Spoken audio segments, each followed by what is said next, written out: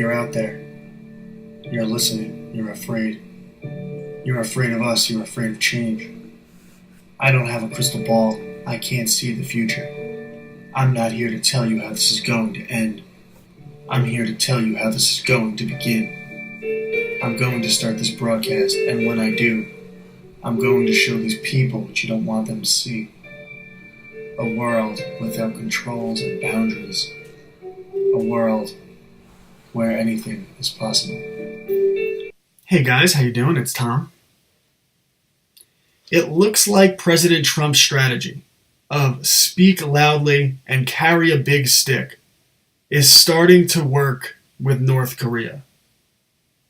In a clearly historical event, President Kim Jong-un of North Korea sat down with President Moon of South Korea, and they actually agreed to start a process, a one-year process, toward denuclearization of the Korean Peninsula.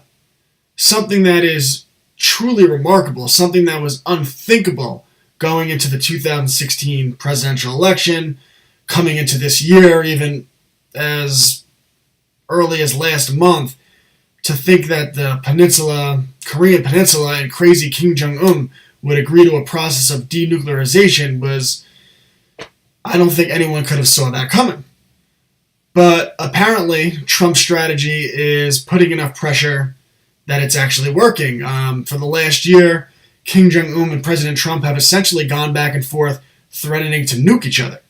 President Trump tweeting that I have a bigger button. And President Trump has leveraged China to put tougher sanctions on North Korea. And apparently, the conditions were bad enough where it was starting to work, and the communist dictator, Kim Jong-un, has actually agreed to sit down and talk about denuclearization. Just as remarkable, it starts the process toward a one-year process, I guess it's a show me first, where the United States, North Korea, and South Korea, and possibly China, might sit down and agree to a peace treaty, finally bringing an end to the Korean War, something that has still been going on. It's just an armistice. There was never a peace treaty reached. So a war that's been going on since the 1950s that no presidential administration in the United States has been able to deal with. And if that peace treaty comes about, if the process goes along and the war comes to an end, South Korea has already given a verbal agreement to invest into the infrastructure and put money into North Korea. So Kim Jong-un, faced with a situation from President Trump where it could either be really bad for you, or if you play ball, there could actually be economic benefits. Your people will have better infrastructure. North Korea will appear to be a better country. Your people will have food, and it could be a win-win-win all around. And apparently, that strategy is working. Now, it's been very interesting to see the mainstream media's response to this, of course, because everything Trump does to the mainstream media, they have to spin in a negative light. And one of the just hilarious headlines we saw from CNN was that they actually put out an article explaining Kim Jong-un's sister's important role in the peace talk. Yes, because it was the propaganda head of the mass murderous communist dictator's sister who is behind this pending peace agreement, and not President Trump putting immense pressure, both physically and economically, on North Korea. But that's the type of headlines you get from the mainstream media. That's the type of headline you get from CNN. Speaking of American foreign policy, and it's the good, the bad, and the ugly, speaking of that in conjunction with the mainstream media, did you hear anything this week about what occurred in Saudi Arabia? I'm sorry, not Saudi Arabia, in Yemen, because just this week, Saudi Arabia dropped a bomb in Yemen, which landed on a wedding and killed 23 people, including a bride. Women, children, all dead. And has the mainstream media said anything about this? Of course not.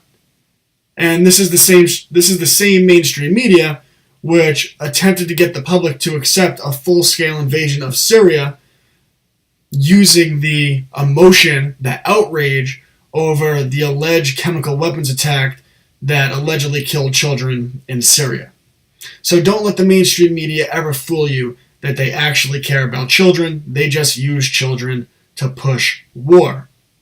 Something with the grassroots media, without corporate interest, you actually get people who are truly against American aggression. Now, of course, President Trump has agreed to billions of dollars of arms sales to Saudi Arabia, so America is complicit in the bombing of that wedding, in the murder of that bride, in the killing of the children that were killed as part of that bombing. See, we have to call our political leaders out. So where Trump has done a good job here with North Korea, he's done a bad job selling weapons to Saudi Arabia. I also stand firmly against his bombing of Syria, something that was very unlikely that Bashar al-Assad actually used chemical weapons against his people. Although, from a Machiavellian point of view, you have to wonder if President Trump's willingness to bomb Syria so cavalierly played a role in Kim Jong-un saying, okay, I better come to the table, or it might be destruction and death for me, or better economics for the people of North Korea and me staying in power. So there's a lot of dynamics going on in foreign policy in the world, but North Korea is clearly a major, major win for the Trump administration, especially if he could end the war and bring economic collaboration between North Korea, South Korea, possibly the United States of America. The people in North Korea right now have very little hope. And if the United States and South Korea start an economic partnership, this could lead to better conditions for the people of North Korea, possibly even the letting in of new ideas that might eventually lead to a freer society, kind of like we saw happen in China with Richard Nixon's agreement with China. They're still a prison state, make no mistake about it, and they have very little human rights, but the situation has actually gotten better from where it was under President Mao. 100 million people being murdered for having the wrong views. That still goes on, but nonetheless, people in China are better off today than they were in 1979.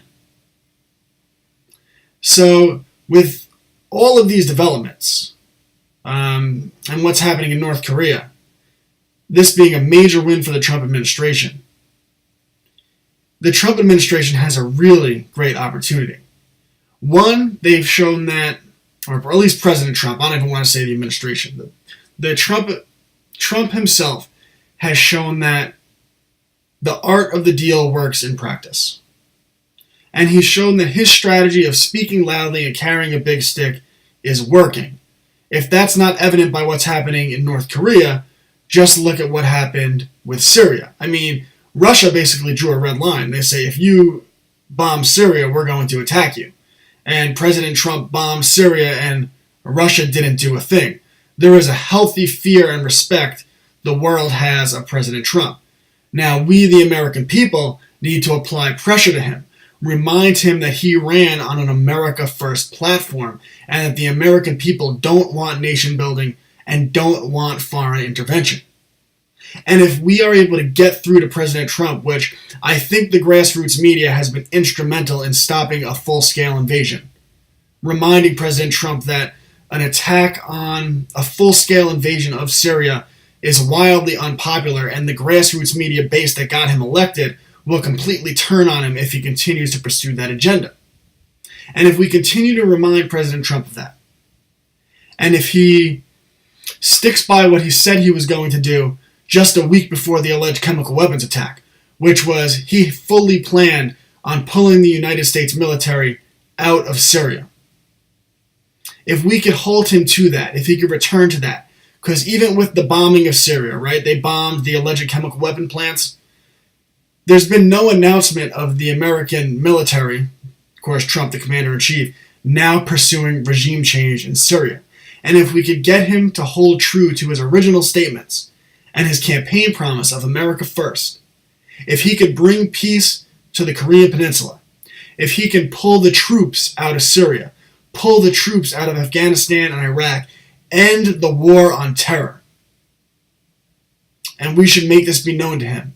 He would go down as the greatest president in my lifetime, the greatest president in your parents' lifetime, possibly the greatest, I would say definitely actually, the greatest president in your grandparents' lifetime. President Trump has a real opportunity here to live up to his America First doctrine. And part of that is that he has now shown the world that his strategy works, and clearly Vladimir Putin backed down and Kim Jong-un backed down from President Trump. There is a healthy fear and respect from other world leaders about President Trump that when he says something, he's going to do it. Now it's up to us, the American people, to hold him accountable to his America First promise and continue to pressure him to pull out of Syria and end the war on terror. Get out of Afghanistan, get out of Iraq. The media, the grassroots media, Twitter, Facebook, social media, all of these platforms provide us a unique opportunity to put pressure on our politicians. And in this case, to put pressure on Trump and remind him of his campaign promises. Together, we could change the world. Continue to call the president out where he's doing wrong, like I'm doing here with Saudi Arabia and Syria, to give him praise where he's right, which he's clearly done a good job with North Korea, and put the right pressure on him and remind him that the American people want America first. We don't want war. Thank you guys. Please share this message. If you want to support me financially, www.patreon.com/FFRnews. I upload these videos to Bitchute. I am TomFFRnews. Please follow me on that platform. I'm TomFFRnews on Twitter, TomFFRnews on Minds, Tom Anderson on Gab, Tom Anderson on Facebook, and FFRnews on Facebook. Thanks for watching.